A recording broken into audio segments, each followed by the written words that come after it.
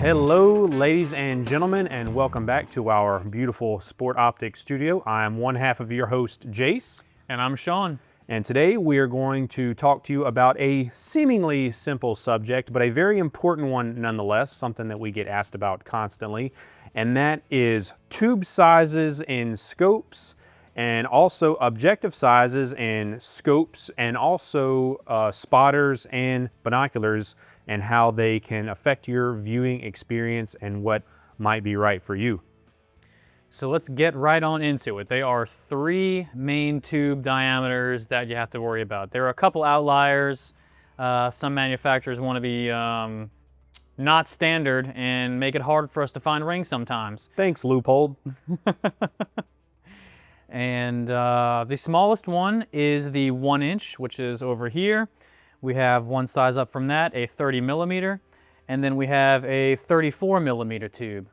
So this is your small, medium, and large. And what are some reasons why you would go with one over the other? Boils down to, I'd say mainly two things: weight and internal adjustment range. So as far as weight goes, to shed the most weight, hunting scopes typically, a lot of them will go with a 1 inch tube. Less material, lighter scope. You know, you're going to be lugging your rifle around in the field. You want everything to be as light as possible. And the largest option would be a 34 millimeter tube. So typically target shooters who are going to be dialing a great distance are going to want something larger like that because it offers the most internal adjustment. And then you have something in the middle, the 30 millimeter tube, which combines, you know, lightweight and range of adjustment. You know, kind of jack of all trades, get the best of both worlds sort of setup right there with a 30 millimeter tube. What would you say some applications would be for some of these? So, as you mentioned, a lot of 1 inch tubes are going to be geared specifically towards hunting. 30 millimeter has become very prolific these days in just kind of really any type of general purpose type use, whether it be hunting or competition applications. We see a lot of scopes moving towards 30 millimeter tubes these days. You can also maybe make the argument that because it's a thicker tube, more material, there's probably an argument to be had for durability in there somewhere, although I don't think that's that big of a deal. And then in our big guys here, in our 34 millimeter tubes, that's almost exclusively competition type use or you know, military applications, hard use type things. We see some guys that will use 34 millimeter tubes for hunting, but those are more few and far between. And then even these days, we're also seeing a little more proliferation of even larger tubes than this. You see some scopes like the new Kahles scopes or the ZCO scopes actually have 36 millimeter tubes. So will we see more scopes coming out with larger tubes in the future? Maybe, we'll see. Yeah, and then they have that 40 millimeter tube that Swarovski makes in their DS. Never seen a tube that large before, and they got a lot of technical stuff going on inside of that scope, so I think that's the reason why they have a larger tube on that one. Yep. Some of these 30 millimeter tubes are pretty impressive with how much elevation they get in them, like such as the Nightforce NX8. You know, they have a large adjustment range internal squeezed into that 30 millimeter tube, which I think is why it's one of our popular scopes. Yep, absolutely. The technology in scopes has came a long way, so you're seeing a lot of adjustment in 30 millimeter tubes these days. So that is just about everything as far as tube diameter goes, and let's move on to objective lens size and why you would go with one over the other.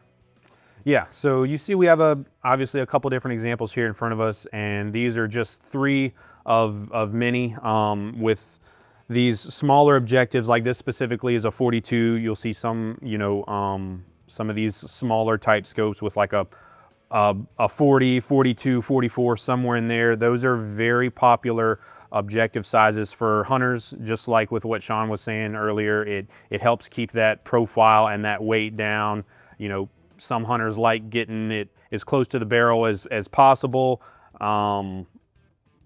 Not that you necessarily need that. That's a discussion for a different day. But just for having the lowest profile as possible while still getting, you know, decent light transmission, a lot of people are going to prefer these slightly smaller objectives. And then you have the low power variable optics, which just about all of these are going to have either a 24, a 30 millimeter objective. You know, it's pretty much not going to flare out any more than the tube diameter itself. Of course, the lens is inside that tube, so it's not going to be as large as the tube itself, which, you know, this would be a 24 millimeter objective lens because we have a 30 millimeter tube diameter. And, you know, these are for the people who are slapping these on mostly ARs. They want to have as light and small of an optic and nice and compact as they can possibly go while still having the freedom to increase or decrease magnification. So these are very home on ARs. Sometimes you'll see people put these on dangerous game type of rifles if you're going bear hunting, hog hunting, anything where an animal can charge at you.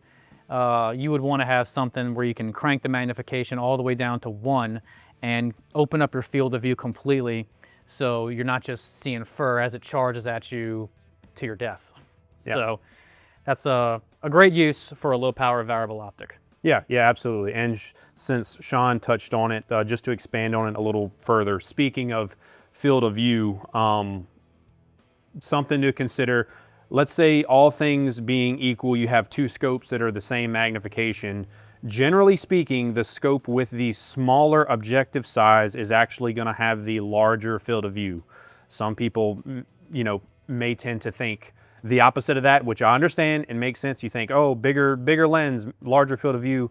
No, and that's another reason these LPVOs are so popular for, like Sean said, dangerous game hunts or other certain types of applications is because you're able to just get an absolutely massive field of view in this form factor. And lastly, we're going to talk about the big boy. We have the 56 millimeter objective lens. These you are going to see on, I guess, mainly target shooting style scopes like this one. So pretty much most target scopes are going to be something like a 5 to 25, a 6 to 36, you know, something in a very large magnification range like that. And they're usually going to have a 56 millimeter objective lens on them here. So that's going to bring in the most light out of all of the objective lens sizes. But all things considered, glass quality and lens coatings have more to do with brightness than objective lens size. This is also going to give you a larger exit pupil that's going to be projected onto your eye based on what magnification you have it set at. So when you have a larger objective lens, it gives you more freedom to go to the higher end of your magnification range to have a nice full field of view picture projected onto your eye via that exit pupil. Yeah, absolutely. And we do see some hunting scopes, a lot of hunting scopes really, that still do have these larger objectives. They're not as popular as some of the, you know, 50 millimeter or smaller. But for the guy that's not necessarily worried about shedding weight, or he's just going to be, you know, in a deer stand, you know, again, just not necessarily as concerned about the form factor, but, you know, they just want the absolute most light down to the last possible second. You still see some, you know, simpler hunting scopes that do have the larger objective. So just another thing to consider. All right, let's grab some spotting scopes and binoculars and continue talking about objective lenses. Moving on into binoculars and spotters, as you can see just by the few examples that we have here, there are, again, a wide range of shapes and sizes in these guys that are better suited for certain purposes, and we are gonna hopefully give you a little bit of clarity on what may be better for you and your use. So, to start off, just going over what I have here in front of me, these specifically are a pair of Vortex Razor UHD 8x42s, and I would say overall, Sean, I assume you probably would agree with me that 42 millimeter binoculars are probably, like, by and large, the most popular in either an 8 power or a 10 power. Certainly so. Yeah, we sell more 8 and 10 power binoculars across all of our brands than just about any power, and that's for a variety of reasons. Kind of, you know, you hear the term, it gets beaten into the ground. Jack of all trades, master of none. You have a good balance of the magnification and objective size, it gets you a good exit pupil, a good light transmission, while also maintaining a good balance of weight, essentially.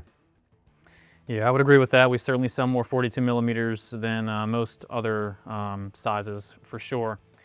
And they have larger and smaller options. We have a larger option up here. This is a 56 millimeter objective lens. These are some 15 powers. We have a lot of customers who use this type of binocular for long range shooting. This is the Zeiss Conquest in 15 by 56. Another popular one is the Swarovski SLC in 15 by 56. Sell a lot of those for that reason. And my personal ones that I like, I have some 8 by 56s. If there's any binocular that's going to do well in low light, it's a low magnification and a large objective lens. Bringing a lot of light, and you're not losing a lot of light with the low magnification, because the higher your magnification is, the less light you're getting if all of the variables are the same. Yeah, absolutely. And another thing to touch on for an excellent application for low power, high objective size is maritime use. We get a decent amount of customers that call and are looking for stuff to use on a boat or ship, and this is generally going to be what I point them to is, like I said, low power, higher objective size, because you get such a large exit pupil or cone of light projected into your eye that if you're on a boat, you got to deal with the motion of the ocean, it's easier to maintain a steady image with those type of binoculars. Also, low power means less shaky of an image just in general. So if you tend to have shaky hands, you definitely don't want a high magnification binocular if you're going to be freehanding it. If you stick it on a tripod, then that's not going to be a variable at all. You can go with whatever magnification that you want. But if you're going to be hand holding them, a lower magnification will be much steadier than a higher magnification. Yep. And then on the other extreme side of things, I don't have a particular example here in front of me right now, but you have the compact pocket style binoculars, whatever terminology you want to use, something like 8 power or 10 power or maybe even less, with like a really small objective like a 25 millimeter or 30 millimeter or something like that.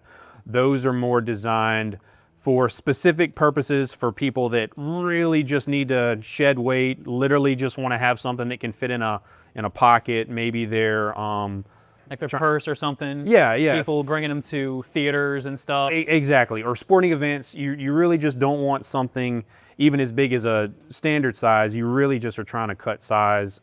As long as you understand the limitations, they're not going to have as big of an exit pupil, as much light transmission, but they're still going to do pretty good for their intended application if you're trying to, be conscious of the size. Next up, we have spotting scopes. Do you want small? Do you want big? Let's talk about it.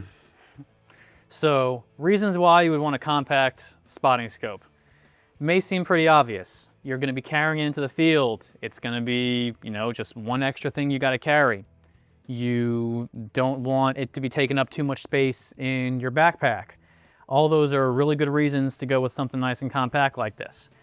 And people tend to think that they need more magnification than they actually do, but just something like this, I think this is a 13 to 39, and that is plenty of magnification for the vast majority of applications. You'd be surprised.